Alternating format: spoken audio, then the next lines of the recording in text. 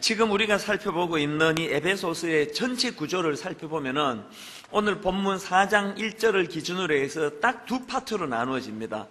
1장서부터 3장까지의 전반부고요. 또 4장서부터 6장까지 후반부로 나누어지는데 그 내용을 살펴보면은 전반부인 1장부터 3장까지는 한마디로 말하면 교리입니다.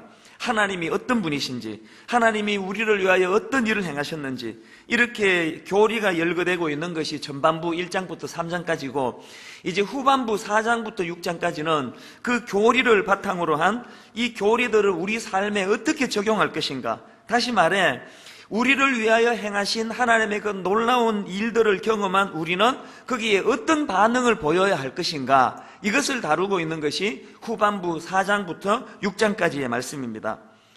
그리고 오늘 읽었던 4장 1절 이 말씀은 에베소서 전체 내용을 한 절로 압축해 놓은 말씀이다, 그렇게 말씀을 드릴 수가 있습니다.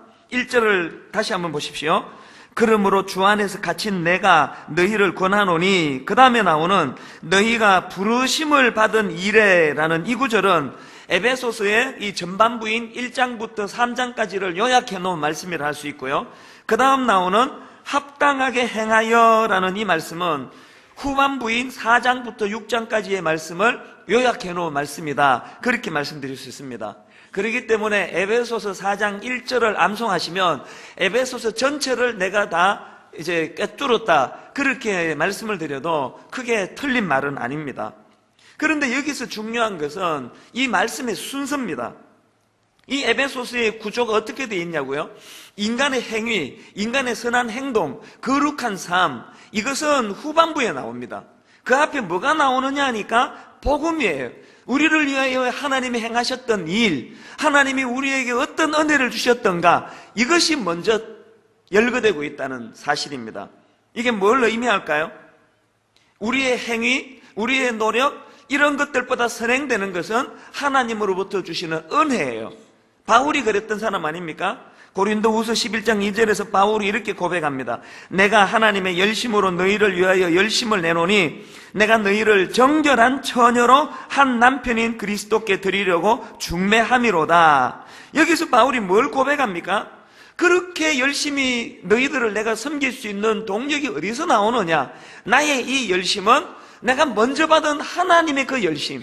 악한 자였을 때 뭘 알지 못해가지고 인생을 방황하고 있을 때 다메섹 도상에서 나 같은 이런 강팍한 인생을 향한 하나님의 열심으로 나를 구원해 주신 그 구원의 힘으로 내가 너희들을 섬기고 있다는 것입니다. 저는 이제 한 해를 마무리해가는 이 시점에서 지난 한 해 동안 많은 봉사자들을 주님 이름으로 격려하고 싶습니다. 우리 성가대도 얼마나 수고 많으셨습니까?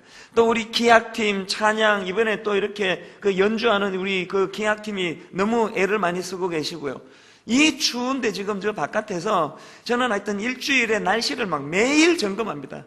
주일날 날씨가 좀 온도가 떨어진다 그러면 그 주차 봉사하시는 분 저거 다 얼어붙을 텐데, 우리는 이 학교를 빌려 쓰기 때문에 저분들을 배려하는 이런 따뜻한 공간도 잘 없는데 얼마나 힘드실까. 그러면은 그냥 막 같이 마음이 이렇게 그 애간장이 타는 것 같아요.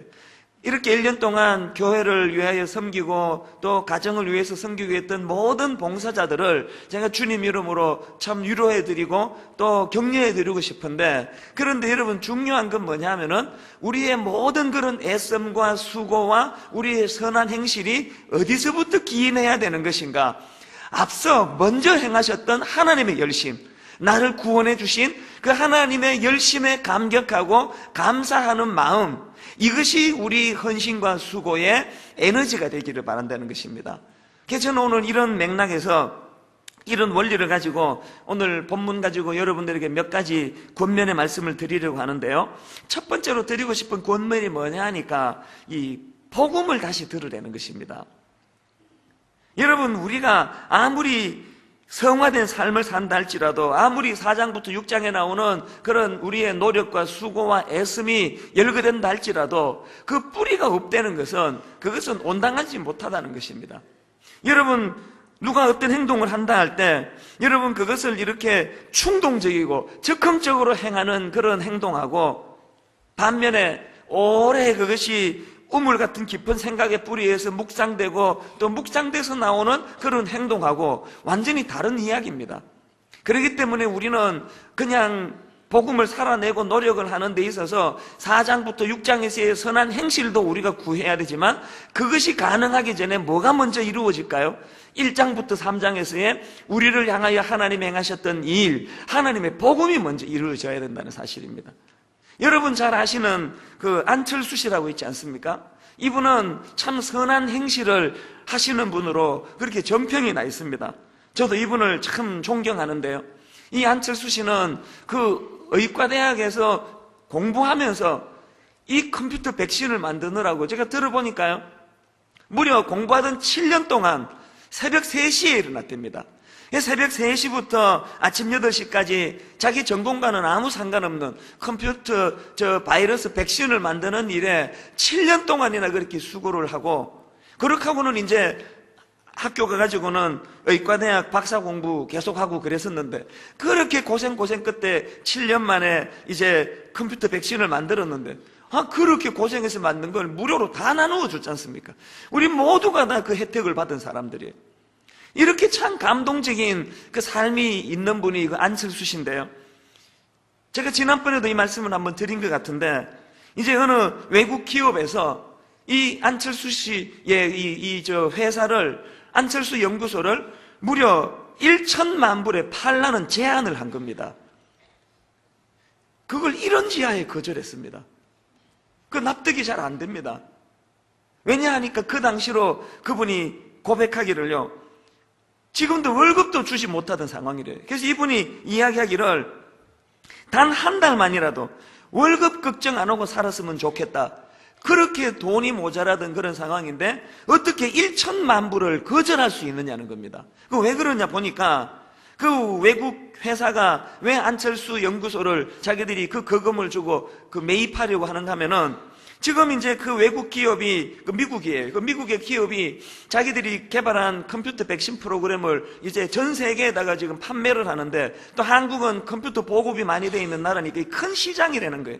그런데 여기를 막상 진출하려고 보니까 이 V3라고 하는 안철수 씨가 만든 이 백신으로 딱 공짜로 이게 다 나눠주니까 누가 돈 주고 사겠냐는 겁니다. 그래서 이거 미국 기업에서 전략적으로 이제 거금을 들여서 1천만 불을 들여서 안철수 연구소를 자기들이 이제 인수를 하면, 그러면은 이제 그 V3라는 그 제품을 자기들이 폐기시키고 자기들이 개발한 이것을 이제 판매하면은 이게 몇 년이 지나면은 이것이 더 이문이 많이 남겠다. 이제 그런 계산으로 그걸 살려고 했다는 겁니다. 그것을 알고 안철수 씨가 이런 지하에 거절했다는 겁니다. 그것이 참 얼마나 우리에게 감동이 됩니까? 그는 이런 감동적인 일들을 참 많이 했는데, 그런데 여러분 어떻게 그런 행동이 가능했을까요? 그것은요, 안철수 씨라는 분이 자기가 세워놓은 삶의 기준 때문이라는 겁니다. 그의 삶의 기준을 딱 2가지로 요약할 수 있는데, 하나는요, 돈보다 명예를 소중히 여기겠다는 기준을 자기가 세웠다는 겁니다. 그런가 하면 2번째로 명예보다는 즐거움을 선택하겠다. 인생의 기쁨, 인생의 즐거움이, 이것이 자기 인생의 굉장히 소중한 목표가 되기를 원한다는 겁니다. 그런 내면의 기준을 갖고 있으니까 뭐 돈이 뭐 그냥 얼마나 뭐 보따리를 갖고 오든 말든, 이거는 돈보다는 명예를 소중히 여기는 내 인생의 가치 기준으로는 돈 때문에 나라를 힘들게 하는 일은 못하겠다는 겁니다. 내가 그 엄청난 1천만 불이라는 그 돈은 내가 포기를 해도 가치 있는 일을 하고 싶다는 거예요. 그러면서 이제 이분이 어느 TV 프로그램에 나와가지고 막 이런 인터뷰를 계속 하는데요, 이게 뭐 그냥 너무 대단하잖아요. 그래서 이제 그 진행하던 분 중에 한 분이 이런 질문을 했습니다. 갑자기 이렇게 물었습니다. 혹시 종교를 갖고 계십니까? 이게 너무 이제 거룩한 일이니까, 숭고한 일이니까. 그 이분이 아니라고 말했습니다. 그랬더니 그 진행자가 독백처럼 한 말이 저를 너무 감동시켰습니다. 그분이 이렇게 진행하는 분이 말하더라고요. 그 하는 걸 보면은 딱 목사님인데, 나 이게 얼마나 감동이 됐는지 몰라요. 그 진행자가 너무 고맙더라고요. 그러면 제가 그걸 보면서요, 저에게도 도전이 되더라고요. 내가 정신 차리기로 했습니다. 아, 저렇게 행동하는 게 그게 목사가 다운 행동이구나. 그러면 저도 흉내라도 좀 내고 싶은 거예요. 저도 내 삶의 기준에 돈보다는 명예를 소중히 여기겠다. 명예보다는 하나님께서 내게 맡겨준 이 소명, 이 자체를 즐거워하고 기뻐하면서 목회해야 되겠다. 그럼 그게 목회자라는 거예요. 목사만 그렇습니까? 오늘 여러분들의 삶 속에서 삶의 어떤 기준이 필요하다는 거예요. 내가 왜 이런 행동을 하게 되는가? 내 이 추운데 왜 저 사람들을 주차 봉사하면서 고생을 하는가?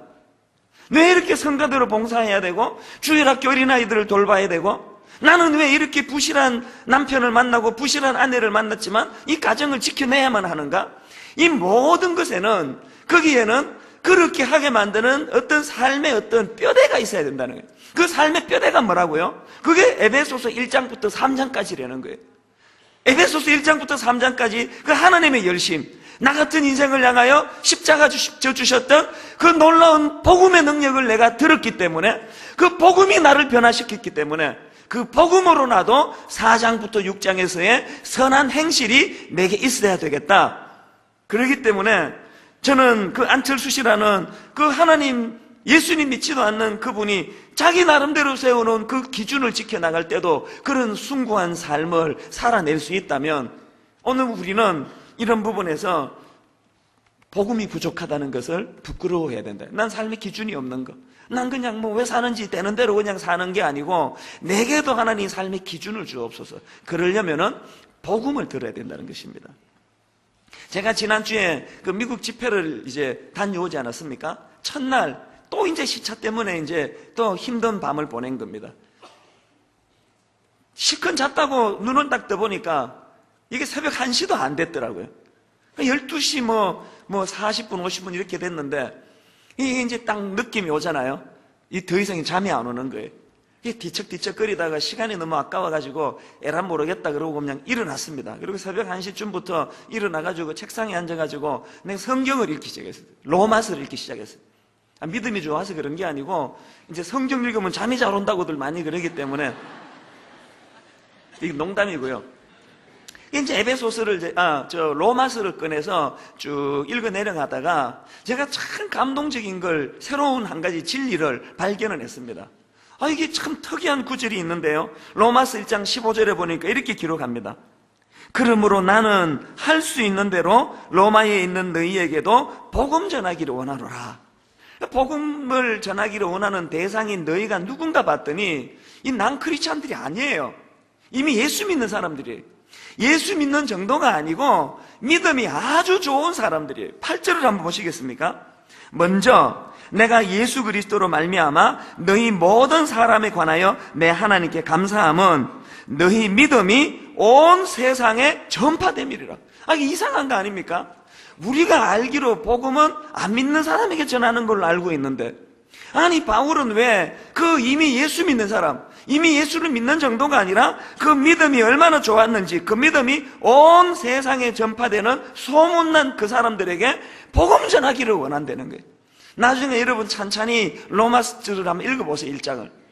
바울이 그냥 얼마나 갈망하는지 몰라요. 난 너희들에게 가기를 원한다. 번번이 길이 막히는데 내가 너희들에게 가서 꼭 복음을 전하고 싶어 한다. 그날 새벽에 제가 이 말씀이 저에게 너무 와닿는 거예요. 오늘 이 복음은 예수를 안 믿는 사람에게만 전해져야 되는 게 아닙니다.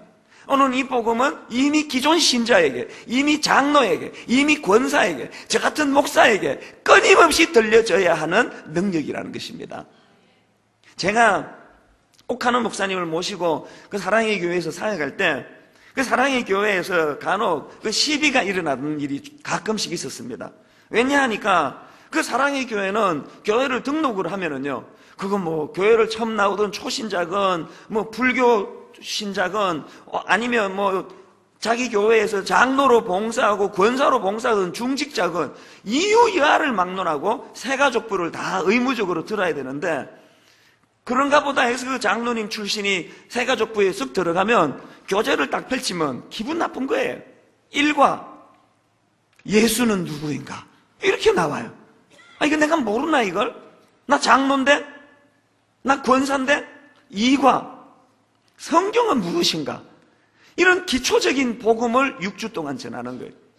그래서 이제 처음에 들어가면은요, 그 권사님이, 장로님이 기분 나쁜 거예요. 이게 내가 뭐 교회가 없어서 여기 왔나? 날 뭘로 알고 초신자들하고 같이 이런 기초적인 다 아는 이런 걸 듣게 하느냐고. 그래가지고 이제 그게 막 이제 마음이 상하는 거예요. 불쾌한 거예요. 그런데 여러분 3주가 지나고요, 4주가 지나면서 복음을 다시 듣는데 그분 눈에 눈물이 맺히고요, 이렇게 거만하게 앉아있던 첫 주와는 달리 의자를 당겨서 앉고요.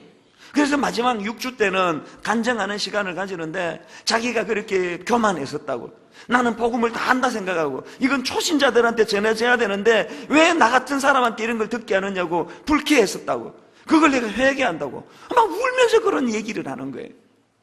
제가 그 LA에서 잠이 안 와가지고 로마서 1장을 읽다가 이미 예수 잘 믿는다고 소문이 나 있는 로마 교회 성도들에게 내가 너희들에게 복음 전하기를 원한다는 바울의 그 15절 말씀을 읽다가 문득 그 생각이 떠오른 거예요.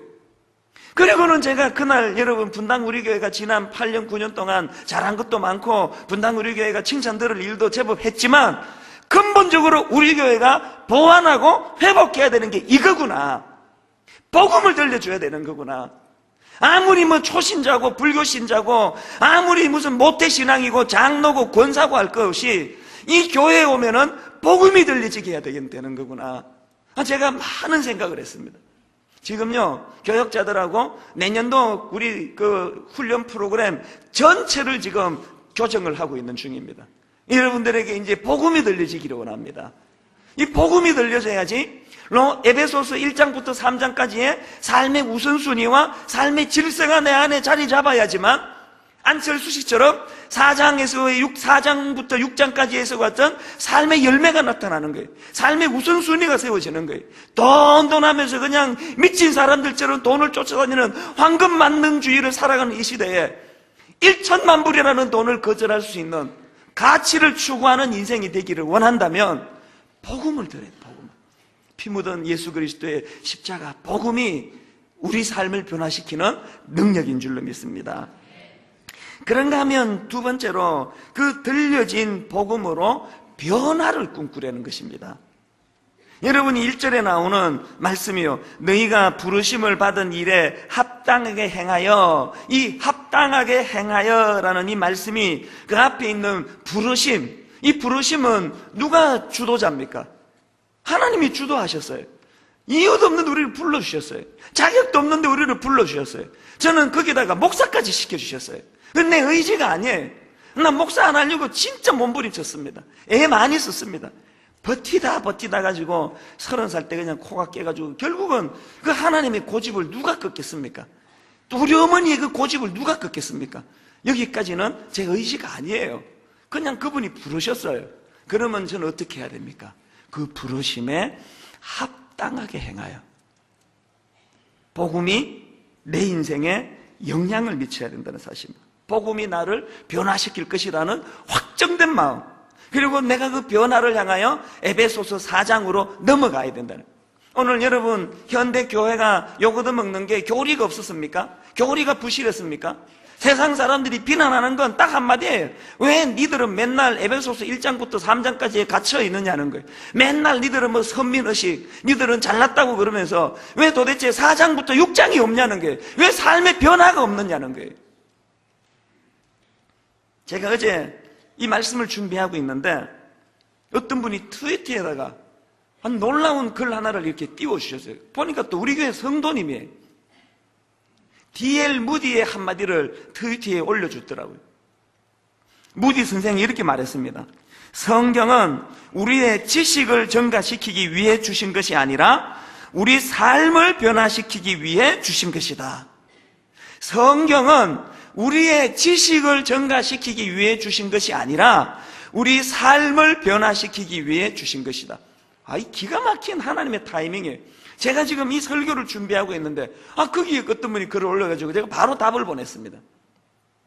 내일 분당 우리 교회 설교 요약을 올려주셨네요. 너무 감사하더라고요. 여러분, 오늘 우리는요 성경을 내 지적인 그 충족을 위해서 읽으시면 안 됩니다. 호기심으로 읽으시면 안 됩니다. 성경은 우리의 삶을 변화시켜주는 능력이라는 사실입니다. 오늘 여기에 우리가 실패하고 있지 않습니까? 말씀 따로 우리의 행위 따로. 로마서 2장에 가니까요 바울이 바로 그런 사람들을 향하여 비아냥 드리는 말씀이 나옵니다. 우리 2장 17절 18절을 한 목소리로 한번 읽어보실래요? 이게 이렇게 좀 그럴듯하게 읽으시려면 약간 그 비웃는 투의 콧소리로 읽으셔야 될 것 같아요. 약간 비웃으시면서 바울이 지금 이렇게 기록합니다. 같이 읽어보시겠습니다. 유대인이라 불리는 내가 율법을 의지하며 하나님을 자랑하며 율법의 교훈을 받아 하나님의 뜻을 알고 지극히 선한 것을 분간하며, 이게 겉으로 보기에는 칭찬 같지만 뒤에 문장을 보면 비웃는 이야기예요. 한마디로 말하면 선택받은 니들이라는 유대인들이 말이야, 이스라엘 백성들이 말이야, 너희 유대인들이 오늘 이 에베소서에 이 말씀을 적용해보면 1장부터 3장의 말씀을 그렇게 잘한다고 하는 니들이, 하나님을 그렇게 잘 믿는다고 하는 니들이 왜 그 모양의 행실이, 바로 그 얘기입니다. 그것이 바로 20절부터 23절까지 나오는데 한번 보십시오. 율법에 있는 지식과 진리의 모본을 가진 자로서 어리석은 자의 교사요 어린아이의 선생이라고 스스로 믿으니, 그러면 다른 사람을 가르치는 내가 내 자신은 가르치지 아니하느냐? 도둑질하지 말라 선포하는 내가 도둑질하느냐? 간음하지 말라 말하는 내가 간음하느냐? 우상을 가증히 여기는 내가 신전 물건을 도둑질하느냐? 율법을 자랑하는 내가 율법을 범함으로 하나님을 욕되게 하느냐? 자, 이 바울의 내용을 다 합하면은 바로 이거 아닙니까? 유대인이라 불리는 내가, 율법을 의지한다는 내가 하나님을 자랑하며 율법의 교훈을 받아 하나님의 뜻을 알고 지극히 선한 것을 분별한다고 하는 네가 어떻게 행실이 그밖에 되지 않느냐? 에베소서 1장부터 3장까지의 그 놀라운 진리의 말씀을 통달하고 있는다는 네가 어떻게 행실이 그것밖에 되지 않느냐? 이것을 지금 통렬히 꾸짖는 말씀이에요. 그런데 여러분, 제가 무슨 이게 강박증 환자라서 그런지는 몰라도 저는 이 구절을 읽을 때마다 자꾸 이상한 소리가 들려요. 유대인이라고 불리우는 내가 이 자리에 자꾸 목사라고 하는 내가 그렇게 들리는 거예요. 날마다 강단에서 설교한다고 하는 내가, 모태신앙이라고 하는 내가, 그렇게 기도를 많이 받으면서 자랐다고 자랑하는 내가 왜 행실이 그 모양이냐?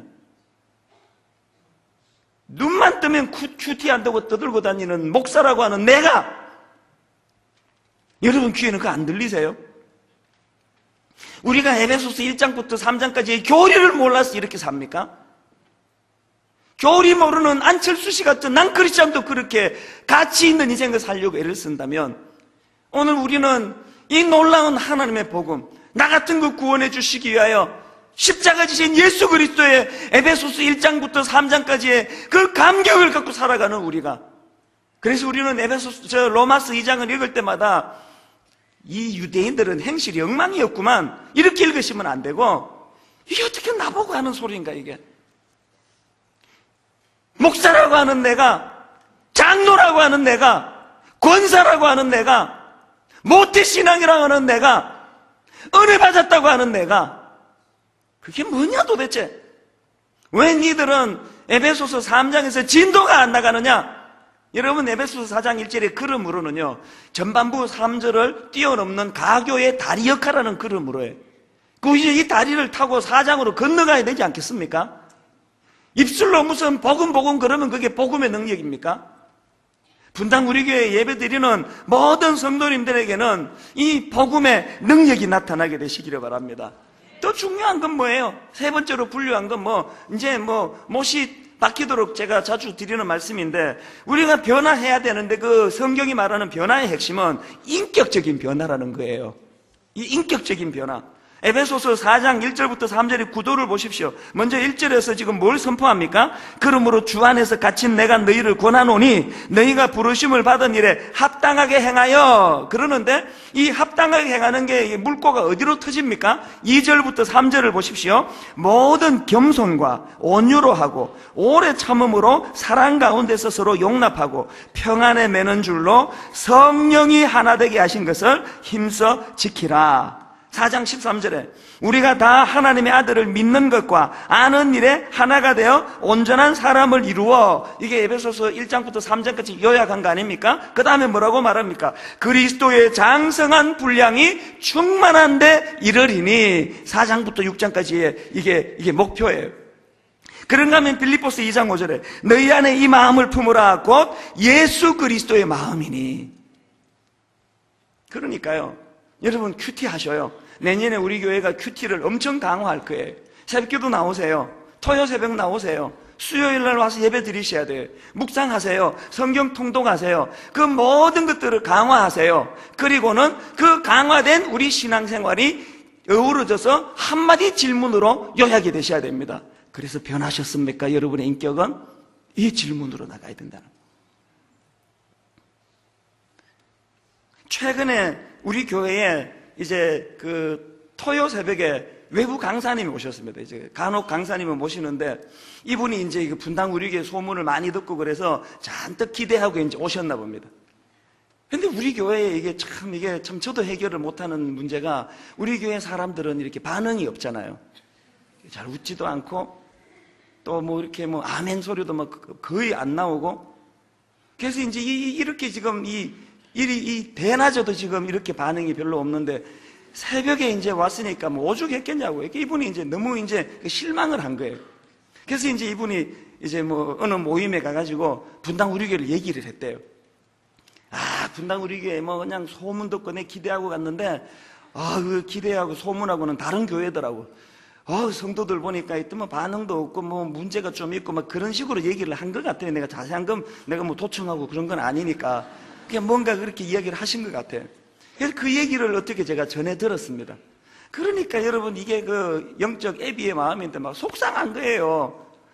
우리 성도들 안 그런데 사실 좋은 분들인데 새벽에만 좀 더 그런데 왜 그렇게 생각하셨을까? 이거 어떻게 내가 풀어드리면 좋을까? 그래서 제가 막 이제 새벽 기도에는 앞으로 막 외부 강사 오시면 막 부탁합니다. 외부 강사니까 여러분 이렇게 반응을 좀 보여주시기 바랍니다. 막 부탁도 하고 그러는데요. 그래서 저는 할 수 있는 대로 여러분을 좋게 해석하려고 내가 해석한 게 뭐냐면 우리 교회 성도님들은 영적으로 내성적인 분들이다. 이렇게 표현을 잘 안 하지만 속으로 묵상하는 분이다. 그리고 여기서 안 웃고 집에 가서 웃는 분이다. 근데 자꾸 이렇게 이제 저는 해석을 하는데, 여러분 부탁하는데요. 외부 강사 오시면 좀 그러지 마세요. 저는 괜찮아요. 저는 뭐 이래도 괜찮고 저래도 괜찮고 여러분 다 아니까. 외부 강사들이 오시면, 분위기 왜 이러지? 뭐 이러면서 그렇게 좀 힘드신가 봐요. 그게 제가 여러분한테 그렇게 부탁하지만 그러나 사실은요. 내가 여러분 강요하고 싶지 않아요. 뭐 그냥 뭐 아멘 막 연습시키고 훈련해가지고 그냥 입만 떼면 막 아멘 그래서 뭐 오늘 저 잘생겼죠 막 아멘 그러고 그런 거 별로 원하지 않아요. 여러분 저는 뭘 원하는가 하면은요. 우리 교회 예배가 이것보다 더 썰렁해도 상관없어요. 이것보다 더 반응이 없어도 괜찮아요. 중요한 건 그게 아닙니다. 그래서 당신 변했습니까? 이것이 우리의 꿈이고 목표예요. 아무리 뭐 예배 분위기 좋고 막 통성 기도하면은 막 천장이 들썩들썩 끓이면서 소리를 지르며 통성으로 기도한다 하더라도 그래서 변하셨습니까? 그래서 인격에 변화가 있습니까? 제가 이런 생각을 하는데요. 요 근래에 참 우리 성도님 두 분의 너무너무 제 마음을 뜨겁게 만드는 두 분의 이야기를 들었습니다. 한 분은요 63세 된 권사님이시래요. 저 이분은 몰라요. 그 순장님이 저에게 편지를 보내주셨어요. 그래서 내가 이분 얘기를 들었습니다. 혹시 이 안에 계실 텐데 본인이 63세면서 권사이신 분 한번 손 들어 보실래요? 이분은요 남편이 지금 투병 중이시랍니다. 당뇨 합병증으로 신장병이 생겨가지고요 하루에 4번씩 그 어려운 결석, 투석을 하루 4번씩 해야 돼요. 이게 뭐 자기 시간이란 게 없어요. 그리고 이분은 여기 경기도 광주 그 어느 외곽에다가 지금 농사를 짓고 계신데 이 뭐 얼마나 시간이 빠듯하겠습니까? 틈틈이 남편 병 간호해야죠. 투석 도와야죠. 농사 일이 또 오죽 많으냐고요. 그렇게 일이 많으신 이 어른이요 무려 1년 동안 틈만 나면 길거리에 폐지를 주우러 다닌다는 거예요. 빈병을 줍고요. 깡통을 줍고요. 그렇게 폐지를 주워가지고 200만 원을 모으셨어요. 이걸 다락방에 와서 자랑을 하셨답니다. 내가 이렇게 1년간 지금 폐지를 모아가지고 팔아가지고 200만 원을 모았는데 나 500만 원을 만드는 게 목표다. 그러면서 자랑하면서 내가 이거 왜 자랑하는가 하면은 나중에 마음이 변할까봐 내가 자랑한다고. 그 다락방에서 뭐라 얘기하는 거니까 왜 500만 원을 자기가 목표로 했냐면은 이 500만 원이 모아지면은 지금 아프리카에서 아마 그 우물 같아요. 우물이 없어가지고 그 구정물을 먹고 사는 그 불쌍한 애들에게 맑은 샘물을 먹이게 하고 싶은 꿈이 있어가지고 그 시간에 틈틈이 폐지를 주우러 다닌다는 거예요. 그래서 내가 그 얘기를 듣는데 얼마나 감동이 되는지 몰라요. 사람들은요, 겉으로 그 쓰레기 줍는 그 모습 보고 아이고 불쌍한 노인이다 그랬을지 모르겠습니다. 그러나 여러분, 그 내면에 에베소서 1장부터 3장까지의 그 복음의 감격이 그에게 있었기 때문에 그는 누가 뭐라든지 구애하지 않고 지금도 폐지를 주우러 다녀요. 그럼 내가 이 이야기를 그 목사님한테 너무 해주고 싶은 거예요. 우리 폐지 주우러 다니기 때문에 좀 좋은다, 이해해달라. 우리 예배 끝나면 또 폐지 주우러 가야 된다. 비록 예배 시간에 아멘 소리는 크게 안 나와도, 비록 그것이 목사님 마음에 시원하게 메시지가 전달되는 것 같지는 안 보여도, 그렇다고 해서 말씀 안 듣는 게 아니다. 우리들 삶 속에서 얼마나 그 권사님이 제게 감동이 되는지.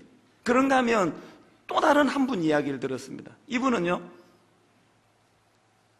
삼성인인가 그 올해의 삼성인 상, 이 신문에도 나오고 안 합니까? 그 상을 수상한 거예요. 거기까지는 그게 제가 그걸 그렇게 내가 삼성 다니는 것도 아닌데 그게 대단한 일이에요. 그 다음이 저를 감동시켰습니다. 이분은요, 올해의 자랑스러운 삼성인상을 수상했는데 그 상금이 무려 1억 원이 1억 원. 그 1억 원을요, 함께 일하는 자기 그 팀원들에게 다 나누어 줬다는 거예요. 나누어 가졌대요. 왜 이런 이상한 행동을 합니까? 이 자본주의 국가에서. 그것은요, 그분이 세워놓은 삶의 기준 때문이에요. 그분은 책상에다 이렇게 써 붙여놓답니다. 컴퓨터 모니터에다 이런 글자를 새겨놓답니다. 이렇게 썼답니다. 이곳이 당신의 사역지입니다. 이 자기를 두고 이제 강조하는 거 아니겠습니까? 이곳이 당신의 사역지입니다. 이곳에서 당신과 일하는 사람은 행복해야 하며 이곳에서 당신은 하나님 나라를 경험해야 합니다. 자기가 예수 믿는 사람으로서 교회 안에서만 할렐루야 아멘도 중요하지만 직장에서 자기로 말미암아 자기와 함께 일하는 사람이 행복하기를 원한다는 삶의 기준을 세우고 나니까 당연히 자기가 얻게 된 1억 원이라는 돈을 가지고 기쁨을 나누는 행동으로 연결이 되더라는 거예요. 그 얘기를 듣고는 내가 얼마나 기뻤어요. 분당 우리 교회도 그거 만들까 합니다. 올해의 분당 우리 교회인, 그래서 한 10,000원이라도 문화상품권이라도 좀 드리고 싶은 마음이에요. 저는 결론을 이렇게 맺습니다. 에베소서 5장 8절과 9절. 너희가 전에는 어두움이더니 이제는 주 안에서 빛이라. 빛의 자녀들처럼 행하라. 빛의 열매는 모든 착함과 의로움과 진실함에 있느니라. 여러분, 에베소서 1장부터 3장까지의 복음의 감격이 회복되시기를 바랍니다. 그래서 여러분 뭐가 변하셨습니까? 저는 예배의 기쁨이 회복이 되기를 바랍니다. 그래서 뭐가 달라지셨습니까?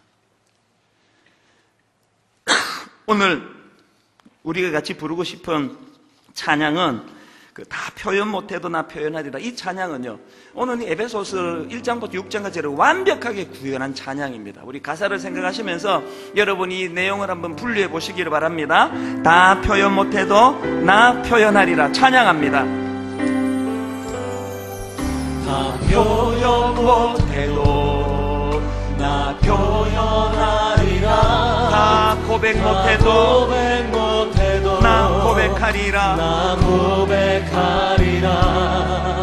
다 알 수 없어도 나 알아가리라. 나 알아가리라. 닮지 못해도 나 닮아가리라.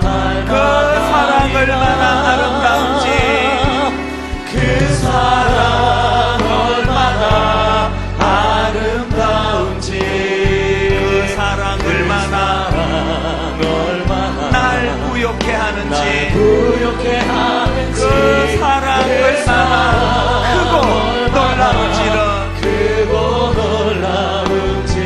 사랑 얼마나 나를 감격하게 하는지,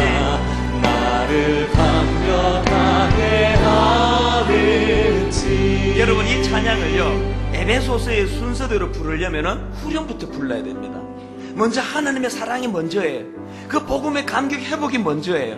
그 감격을 가지고 내 안의 삶의 실천 적용, 그 사랑으로 말미암아 내 주변 사람에게 사랑을 표현하고 사랑을 고백하고 주님을 닮아가는 능력이 나타날 줄 믿습니다. 우리 순서대로요, 후렴부터 다시 한번 찬양할 때 에베소서 1장부터 3절이 복음의 능력으로 구현되기를 원하고요, 다시 1절 처음부터 부를 때 4장부터 6장이 여러분 삶 속에 회복되기를 원합니다. 우리 후렴부터 찬양합니다. 그 사랑 얼마나 아름다운지, 얼마나 아름다운지, 그 사랑 얼마나 날 부욕해 하는지, 날 부욕해 하는지, 그 사랑 얼마나 크고 놀라운지, 그 사랑 얼마나 나를 감격하게 하는지, 이 감격까지만 선포하십시오. 다 표현 못해도 나 표현하리라. 에베소서 4장으로 넘어가셔야 됩니다. 다 고백 못해도 나 고백하리라. 다 알 수 없어도 나 알아가리라. 다 닮지 못해도 나 닮아가리라. 그 사랑 얼마나 아름다운지, 그 사랑 얼마나 아름다운지, 그 사랑 얼마나 날 부욕해 하는지, 복음이 우리 인생을 풍요롭게 만드는 그 사랑 얼마나 크고 놀라운지를, 그 사랑 얼마나, 우리 마지막으로 한번 더 이렇게 선포해 보십시오. 그 사랑 얼마나 아름다운지, 그 사랑 얼마나 아름다운지, 그 사랑 얼마나 날 부욕해 하는지, 그 사랑 얼마나 크고 놀라운지라, 그 사랑 얼마나 나를 감격하게 하는지, 우리 같이 기도하실 때 두 가지를 묻고 싶습니다. 복음의 감격 회복시켜 주시옵소서. 에베소서 1장부터 3장의 감격이 회복되게 주옵소서. 그런가 하면 두 번째로 하나님, 그것이 공허한 이론이 아니라 논리가 아니라 능력이 되게 하여 주시옵소서. 4장부터 6장에서 더 많이 사랑하고 더 많이 용서하고 더 많이 이웃을 섬기는 능력이 되게 하여 주옵소서. 합심해서 같이 기도하시겠습니다. 살아계신 하나님 아버지, 오늘 예배 가운데 복음의 능력이 다시 한번 자리 잡기를 원합니다. 분당 우리 교회는 복음이 들리는 교회 되기 원합니다. 피부는 십자가 예수 그리스도의 복음이 들려지는 교회가 되기를 원합니다. 아버지, 믿음이 없는 초신자나 장로나 목사나 권사나 할 것 없이 복음이 들려져야 되는데, 복음이 그 인생에게 선포되어져야 되는데, 아버지, 이 교회가 그런 교회 되게 하여 주시옵소서. 그런가 하면 주님, 그 복음의 능력이 공허한 말장난이 아니라, 아버지, 차가운 교리가 아니라 그 복음의 능력이 우리의 삶을 변화시키는 능력이 되게 하여 주시옵소서. 복음으로 하나님 에베소서 4장부터 6장이 구현되게 하여 주시옵소서. 주여, 삶 속에서 그 놀라운 복음의 메시지가 선포되도록 주님 인도하여 주시옵소서. 아버지 하나님, 모든 사랑하는 주의 자녀들에게 그 놀라운 복음의 능력으로 다가가도록 인도하여 주시옵소서. 주여, 복음의 능력을 구합니다. 복음이 들려지는 인생들마다 아버지, 그 삶의 아름다운 변화가 일어나기를 원합니다. 복음의 능력을 경험한 자들마다, 그 사랑이 우리 안에 자리 잡은 자들마다 주여, 몸부림치며 달라지는 변화는 죄인에게 하여 주시옵소서. 하나님, 그리하여 주옵소서. 은혜를 주옵소서. 주여, 도와주시옵소서. 계속 기도하실 분 계속 기도하시옵소서.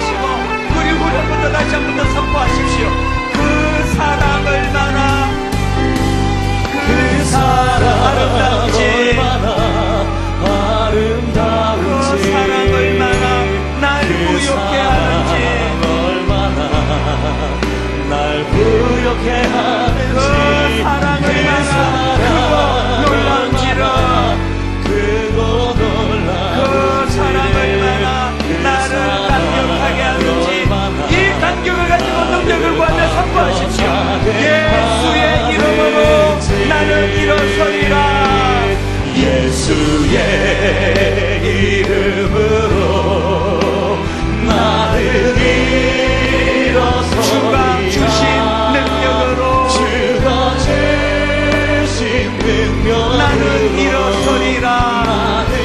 시시하게 살지 않습니다. 원수가 날 향해 와도 쓰러지지 않으니 주가 주신 능력으로 주가 주신 능력으로 일어서리.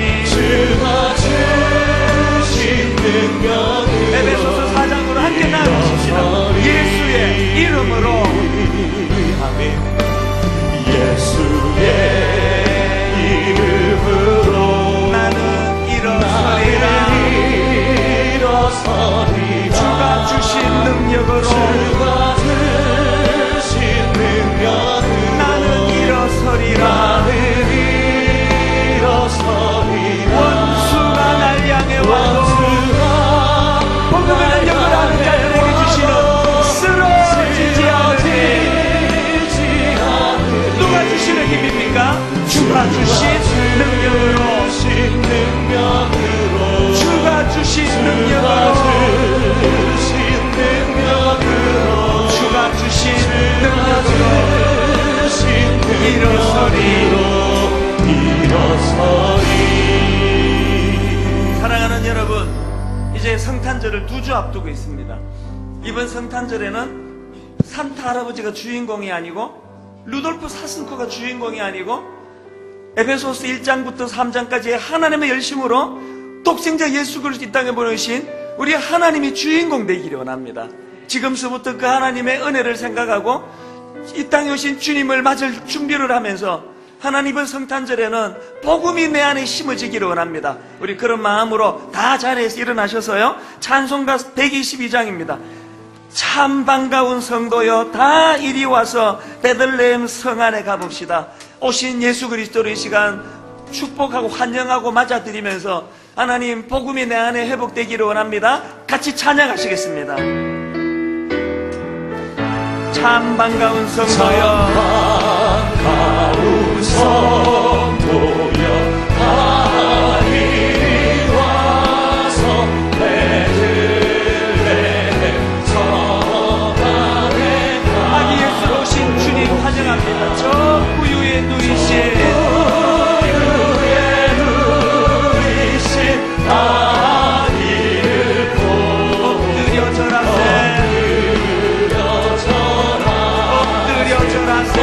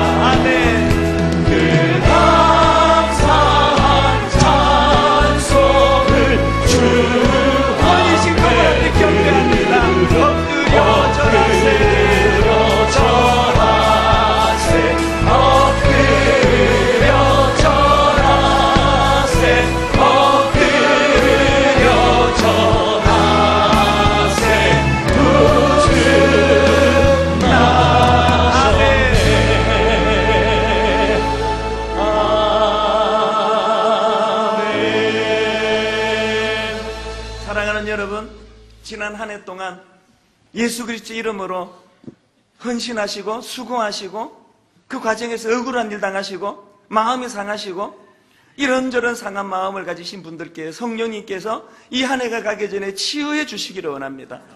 비록 겉으로 보기에 폐지를 주워로 다니는 것 같은 초라한 인생처럼 보이지만 그 인생의 에베소서 1장부터 3장의 능력이 있기 때문에 결단코 초라하지 않습니다. 이번 한 주간도 이 땅에 오신 주님을 기다리면서 그렇게 4장부터 6장까지의 삶을 구현해내는 복된 한 주간 되시기를 주님 이름으로 축원합니다. 기도하시겠습니다.